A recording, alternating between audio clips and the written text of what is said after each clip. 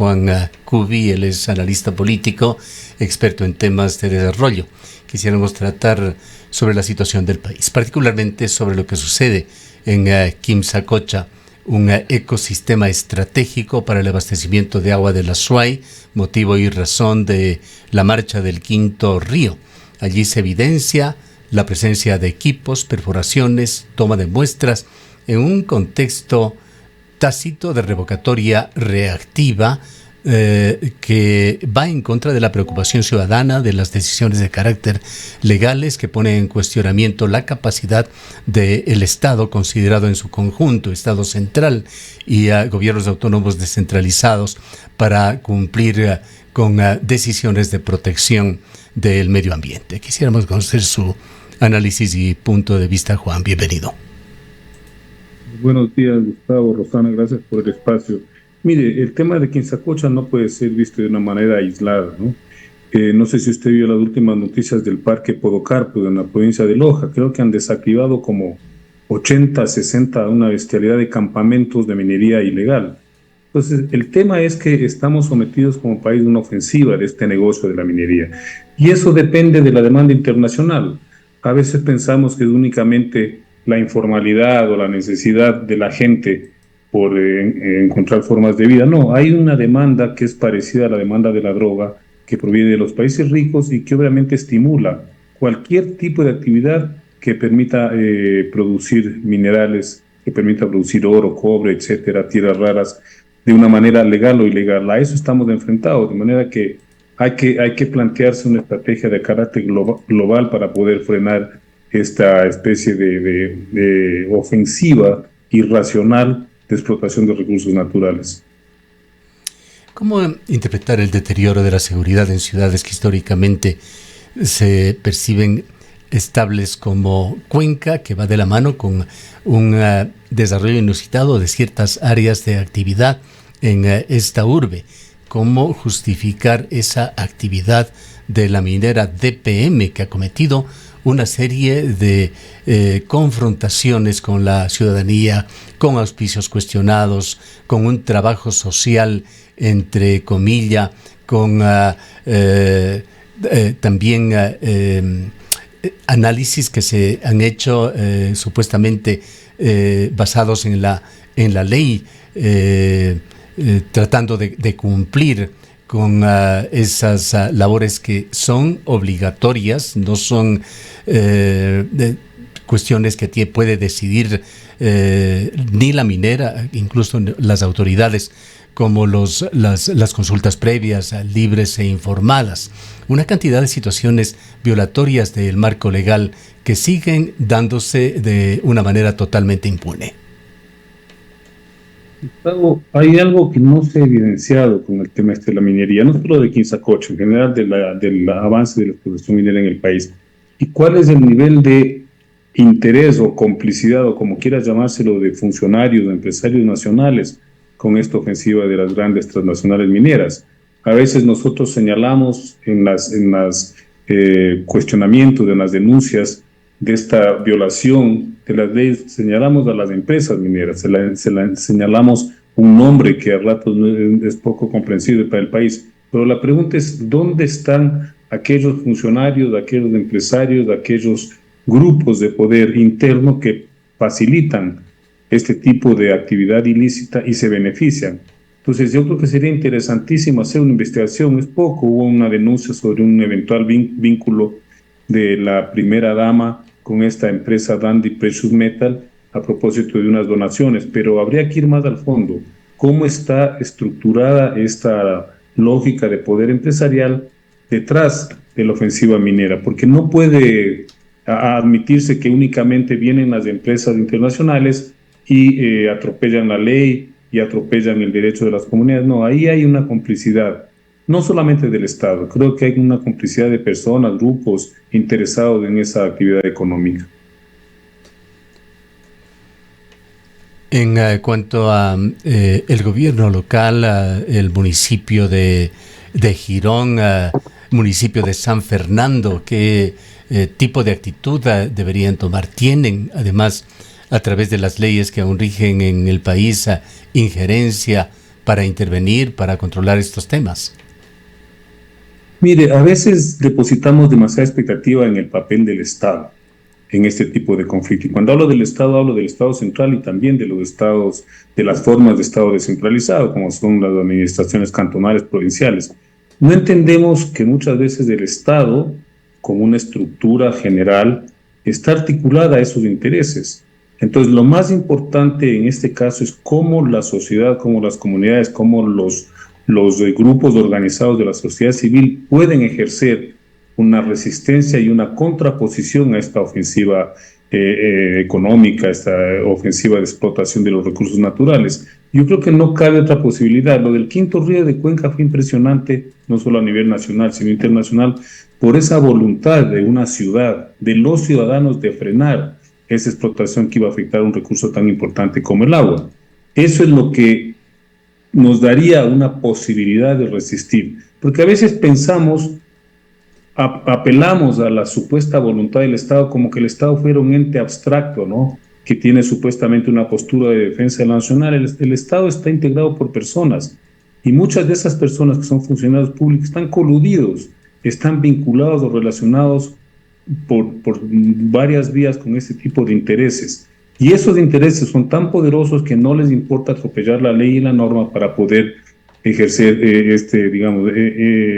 estas actividades en beneficio de sus bolsillos, ¿no? Pues hay que pensar seriamente en cómo desarrollamos la capacidad de los grupos humanos afectados por resistir y por oponerse a este tipo de actividad económica.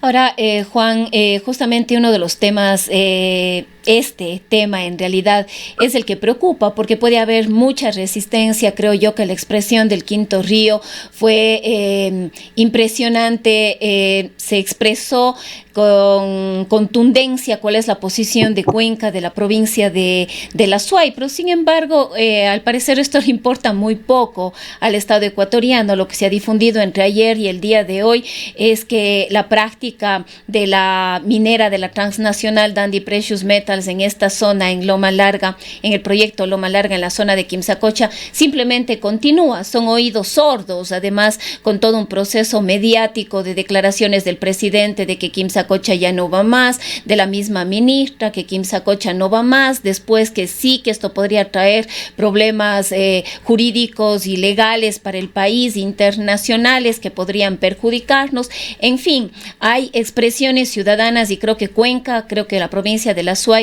lo ha demostrado, como decía, con contundencia. Sin embargo, esto no es tomado en cuenta, no es considerado, es como si nada hubiese pasado. Rosana, hay que inundar el país de quintos ríos, que no sea solamente una expresión de la ciudadanía de Cuenca. Debería existir una respuesta de ese calibre a nivel de todo el territorio ecuatoriano, y no solamente frente a la explotación minera, frente a otras formas de depredación de la naturaleza.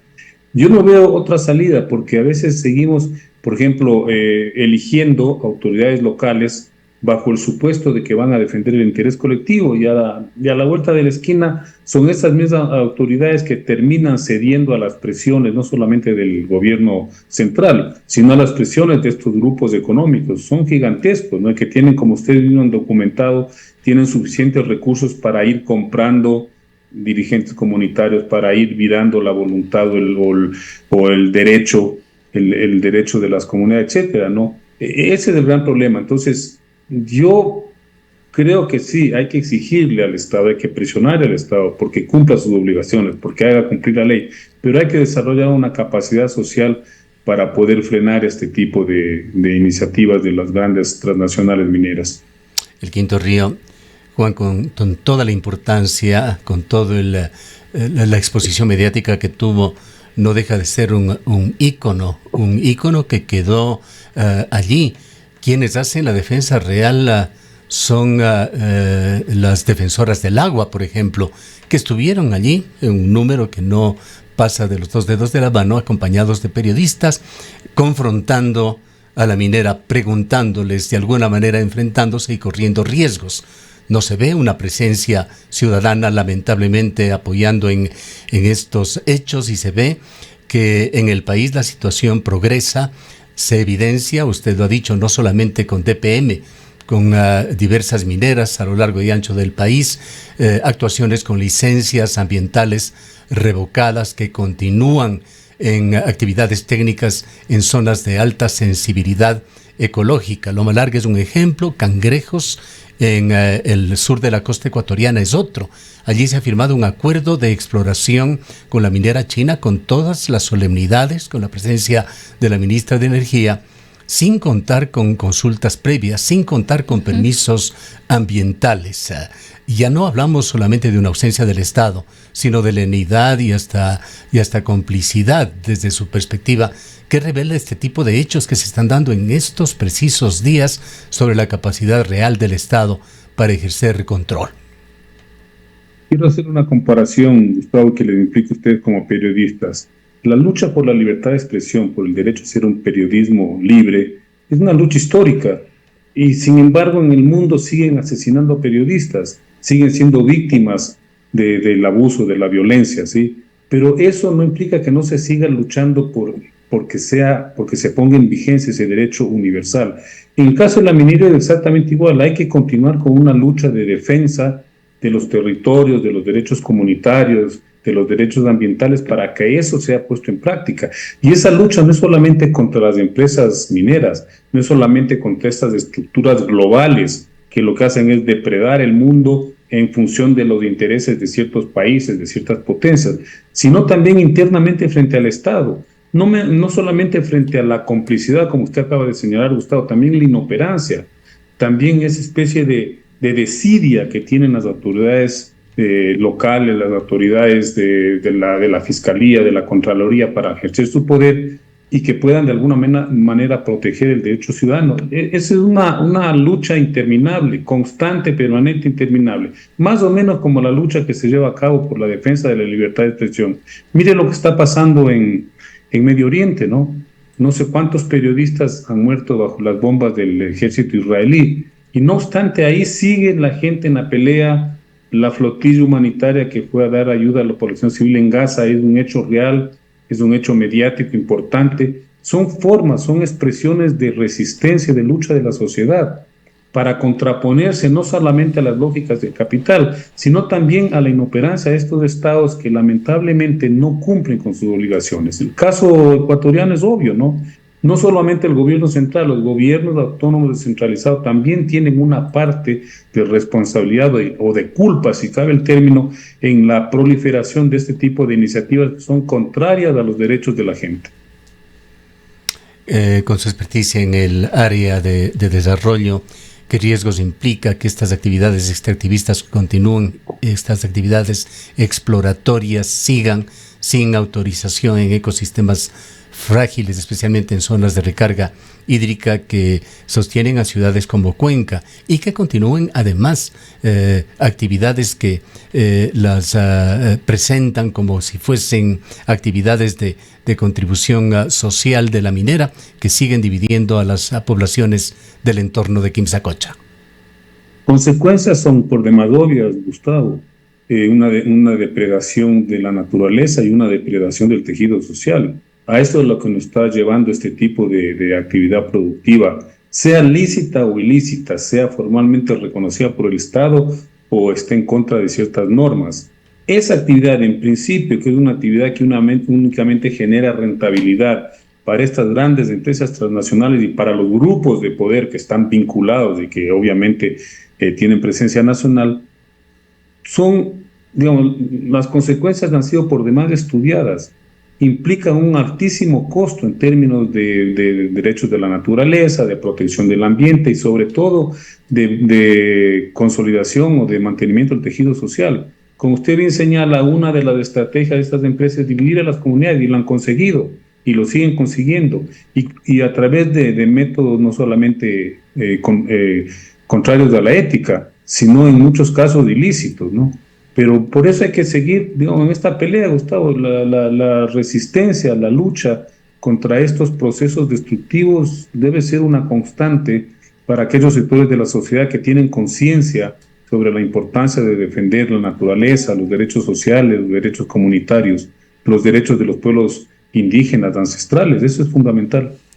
Ahora, Juan, el gobierno nacional está desde todos los ámbitos buscando radicalizar la minería aquí en el país a través de reformas jurídicas, a través de la adquisición y manejo de medios de comunicación, a través de tensiones con los gobiernos locales, con los gobiernos descentralizados, bajo el pretexto de que lo que necesita Ecuador es inversión extranjera y que la minería está ahí. Es un potencial para mejorar la economía ecuatoriana. Y mucha gente efectivamente dice, sí, bueno, este rato Ecuador está en crisis, lo que necesitamos sin duda es recursos y a la final toda actividad humana tiene un impacto. Sin embargo, poco se habla, poco se dice de la devastación, poco se dice de los pasivos ambientales y de la cantidad de recursos real que le queda al país. No solo los pasivos ambientales, Rosana, fíjese que la experiencia ya nos demuestra que ese discurso es equivocado. Usted, no sé si usted se recuerda, de pronto era muy niña o a lo mejor no nacía cuando nos vendieron la utopía petrolera, ¿no? Se suponía que luego del año 72, que empezó la explotación petrolera a gran escala, este país se iba a convertir en una especie de paraíso social y económico. Y vean en qué terminamos. La bonanza petrolera a la final lo que generó fue ingresos para determinados grupos económicos que se aprovechaban de la disposición enorme de recursos de parte del Estado. Pero a la final poco es lo que llegó para la gente, poco es lo que llegó para mejorar las condiciones de vida de las grandes mayorías. Eso ya es una fórmula que ha fracasado. Pero claro, el tema es que estos sectores interesados tienen la posibilidad de volver a reeditar el mismo discurso. Entonces ahora están con el discurso de la minería, que supuestamente nos va a sacar de la pobreza, del atraso, del subdesarrollo, y una cantidad de términos que ni siquiera tienen mucho fundamento, ¿no? La cuestión es fundamental. ¿Cuál es el modelo de sociedad, el modelo de economía, el modelo político que requiere este país para en efecto empezar a superar digamos, las deficiencias estructurales, históricas que tenemos, ¿no? Y que hemos venido heredando desde hace décadas, desde hace siglos, ¿no? Ese es el debate central. Lamentablemente, claro, estamos enfrentados a una estrategia de comunicación y de promoción y venta de un discurso que es cuestionable, pero que termina convenciendo a muchos sectores de la población. Gente que tiene esta especie como de admiración por ciertas lógicas productivas, sin pararse a pensar en las consecuencias y en los efectos negativos de este tipo de actividad. Así es.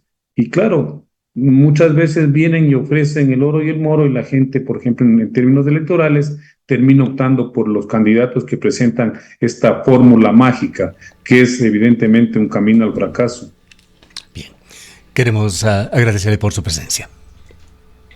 Gracias a ustedes, Gustavo, Rosana. He escuchado a Juan Cubi, analista político, experto en temas de desarrollo y una situación muy preocupante que está viviendo el país con avances por encima de la ley. En diversos proyectos mineros, Quimsacocha no es el único. Cangrejos en el sur del país, hay grandes proyectos también en el norte del país que continúan siendo ocupados por el Estado ecuatoriano. La falta de control sobre actividades mineras está revelando una brecha muy crítica entre la autoridad formal y la capacidad real del Estado para hacer cumplir incluso sus propias decisiones. Mientras esa distancia persista, los ecosistemas estratégicos seguirán expuestos y la confianza ciudadana lamentablemente continuará erosionándose. Son las 8:33. Dice